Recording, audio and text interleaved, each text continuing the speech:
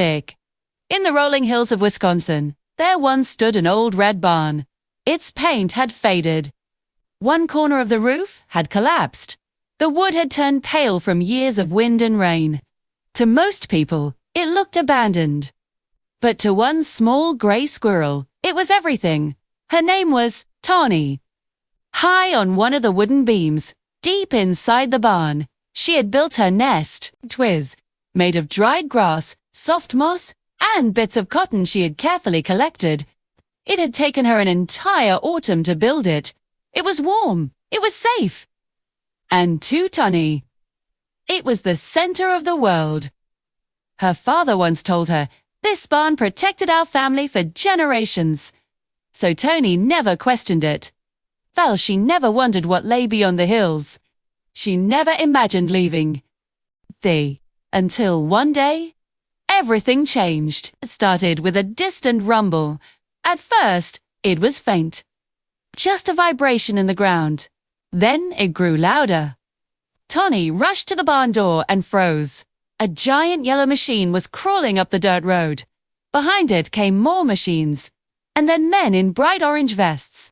They pointed, they talked, they marked the land. Something was coming. Something big. Vote. Over the next few days, the forest grew quiet. Neighbors began to disappear. Rabbits, chipmunks, other squirrels. One by one, they left. Tony's mother came to her, eyes full of worry. Come with me, she said softly. This place is not safe anymore. But Tani shook her head. They won't destroy this barn, she said. It's too old, too beautiful. They'll leave it. Too. Her mother hesitated. Then slowly, she turned and left. Tani stayed. Because sometimes we don't leave what we love, even when we should. The machines began their work. Shoes fell, one after another. The ground shook as giants of wood crashed to the earth. Then they destroyed the old cowshed beside the barn. Still, Tani stayed. She curled up in her nest, trembling, but she held on to hope. Until the morning, everything broke. A deafening sound tore through the air. Tony's eyes snapped open. Light flooded into the barn light that had never been there before. One of the walls was gone. The machine had reached the barn, and it was coming closer. Closer to her home. She watched in shock as the beam beneath her began to shake. Her nest, her beautiful, carefully built nest, started to fall apart. Straw scattered into the air, dirt cotton drifted like snow. In that moment, she realized the truth. This was the end. With no time left, Tani leaped. From beam to wall, from wall to window, from window to the ground. The second her paws touched the earth, the barn behind her collapsed. The place she had called home her entire life was gone. Tani stood there, frozen. She had nothing left. No nest, no family, no home, just silence. In the days that followed, she wandered. She followed a small creek, moving farther than she had ever gone before. Her fur lost its shine. Her body grew weak. At night, she slept in cold crevasses between rocks. She ate whatever she could find.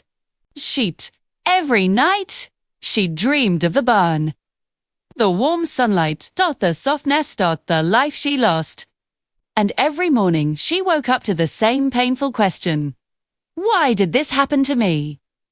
One evening, exhausted and barely able to walk, she climbed a hill. It was the highest place she had ever been. The sky was glowing orange and red. The sun was setting. Tani took one more step, and then she stopped. In front of her stood something incredible. A giant maple tree. It was taller than anything she had ever seen. Its trunk was wide and strong. Its branches stretched out like open arms. Wildflowers grew at its base. A clear stream flowed nearby. And inside the trunk, there was a hollow, A perfect home.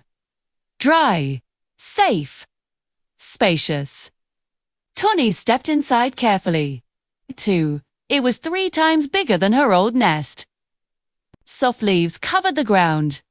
Warm light filtered through the branches above. For the first time since the barn fell, she felt something new. Peace started in that quiet moment. She understood. If the barn had never been destroyed, she would have stayed there forever. She would have never seen this hill, never seen this sunset, never found this tree. She thought she lost everything. But in truth, she had gained a whole new world. Time passed, seasons changed. And one autumn, 3 tiny squirrels were born in that hollow. Tani's children. She taught them how to gather food, how to leap between branches, how to listen to the wind. Sometimes, she would take them to the highest branch. They would look out into the distance. Where the old barn once stood, there was now a neat field, a sign that read, Creekview Estates. Her children once asked, "What are you looking at?" Tani smiled softly. "I'm looking at the road we traveled, because life doesn't always break you to end you. Sometimes, it breaks you to move you, to push you out of the place you thought was safe, so you can find the place where you truly belong. So, if something in your life has just fallen apart, if you are standing in front of ruins, not knowing where to go, take a breath, look up, and take one step forward. Because somewhere ahead of you, your maple tree is waiting,